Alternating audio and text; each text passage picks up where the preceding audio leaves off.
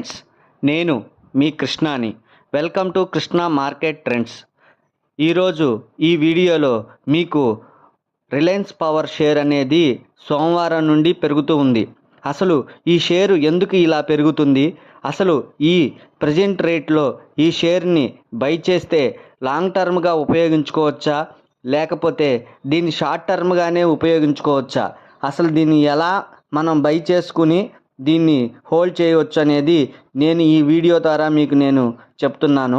ఫస్ట్గా Reliance infra అనేది ఇవాళ 46-40 పైసల దగ్గర క్లోజ్ అయింది. ఇది 5% అప్పర్ సీలింగ్లో క్లోజ్ అయింది. దీని యొక్క market capital 18,623, ROC 1.43%, face value 10 రూపాయలు. దీని ఆర్ఓఈ -17.6%గా ఉంది. బుక్ వాల్యూ 28 రూపాయలుగా ఉంది. తర్వాత మీరు ఈ రిలయన్స్ పవర్ యొక్క చార్ట్ని కనుక ఈ స్క్రీన్ మీద చూసినట్లయితే ఇది పూర్తిగా పైకి వెళ్తూ ఉంది చార్టు. అంటే ఏంటంటే గత 4 సెక్షన్స్ నుంచి ఇది పెరగటం వలన ఈ చార్ట్ అనేది పైకి అప్వార్డ్ అనేది బాగా మనకి మూమెంట్ కనబడుతుంది. అంటే ఏంటంటే ఇది ఇప్పుడు డౌన్ అయిపోయి బాగా హై ట్రెండ్లో మనకి బయింగ్ ప్రైస్లో కనబడుతుంది అన్నమాట. అంటే షేర్ బాగా పెరిగిందని అర్థం. తర్వాత ఈ కంపెనీ యొక్క ప్రాఫిట్స్ కనుక చూసినట్టయితే సేల్స్ ఇప్పుడు 7,893గా ఉంది. నెట్ ప్రాఫిట్ వచ్చేసేసి 2,068 కోట్లు లాస్గా ఉంది. తర్వాత ఈపీఎస్ కూడా మైనస్లో ఉంది. అంటే ఈ కంపెనీ అనేది సేల్స్ అనేది జిగ్జాగ్గా ఉన్నాయి. ఒక క్వార్టర్ ఇచ్చింది, ఇంకో క్వార్టర్గా లేదు. తర్వాత నెట్ ప్రాఫిట్ మైనస్లో ఉంది, ఈపీఎస్ కూడా మైనస్లో ఉంది. అంటే ఏంటంటే ఫండమెంటల్గా రిజల్ట్స్ పరంగా చూస్తే ఇది అంత స్ట్రాంగ్గా కూడా అయితే ఏమీ కనపడలేదు. రెండోది, ఇది ప్రజెంట్ దీనికి ఏమి పెద్ద ఆర్డర్స్గా కూడా మనకేమీ కనపడలా. ఈ యొక్క అనిల్ అంబానీ గ్రూప్కి సంబంధించిన షేర్స్ అన్నీ కూడా ఒకానొక టైంలో బాగా పడిపోయినాయి. కాబట్టి ఇప్పుడు అతను చాలా వరకు ఒక లాసెస్లో అయితే కనబడుతుంది. కానీ ఈ రిలయన్స్ షేర్ అనేది ఒక 4 సెక్షన్స్ నుంచి కనుక చూస్తే బాగా పెరుగుతుంది. ప్రతి ఒక్కళ్ళు కూడా రిలయన్స్ పవర్ని కొనొచ్చా, ఎలా ఉంచాలి ఏంటనేది బాగా మదుపరిలో ఉన్నటువంటి ఒక సమస్యగా ఉండిపోయింది. అసలు ఇది కొనొచ్చా కొనకూడదా అని.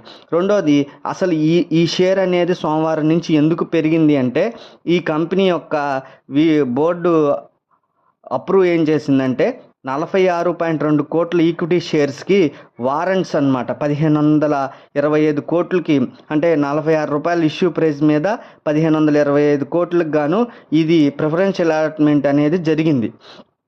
అలాగే ఈ Reliance infrastructure the company promoter will increase equity share, అంటే ఈ రిలయన్స్ ఇన్ఫ్రాస్ట్రక్చర్కి సంబంధించినటువంటి షేర్లో ఈ రిలయన్స్ అంబానీ వాళ్ళు స్టేక్ అనేది పెంచుకోవటం జరిగింది.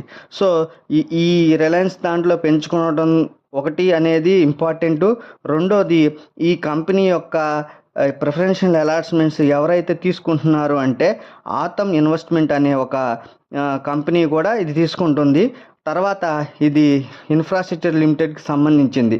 Sanatan financial advisor service limited కూడా ఇది తీసుకోవటం జరిగింది.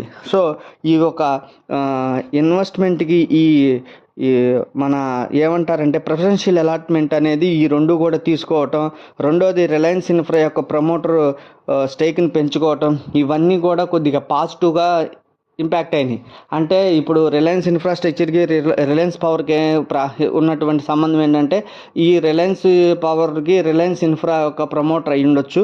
సో ఈ రెండు ఒకటే కాబట్టి ఈ విధంగా ఈ యొక్క పాజిటివ్ న్యూస్ అనేది ఈ కంపెనీకి రావటం వలన ప్రజెంట్ మండే నుంచి ఈ షేర్ అనేది ఒక్కసారిగా బూమ్గా పెరగటం జరిగింది. అంటే ఇది ఫండమెంటల్గా పెరిగినటువంటి స్టాక్ అయితే కాదు, ప్రజెంట్ వచ్చినటువంటి న్యూస్ మాత్రంతోనే ఇది పెరుగుతుంది. సో నేను టోటల్గా మీకు చెప్పేది ఏంటంటే ప్రజెంట్ ఈ షేర్ని హోల్డ్ చేయటం అయితే మంచిది కాదు నా వ్యూలో.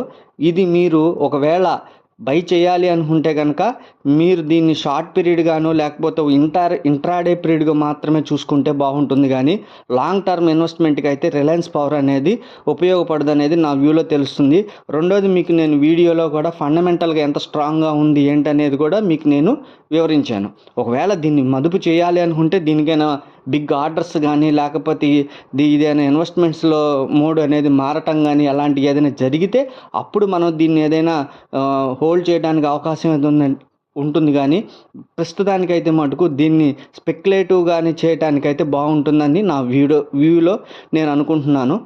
ఇంకా మీరు దీన్ని ఎలా తీసుకోవాలనేది నేను చెప్పిన దాన్ని బట్టి మీరు ఆలోచించుకోండి. నెక్స్ట్ వీడియో ఇంతకన్నా మంచిది చేసి మీకు చెప్తాను. Thank you.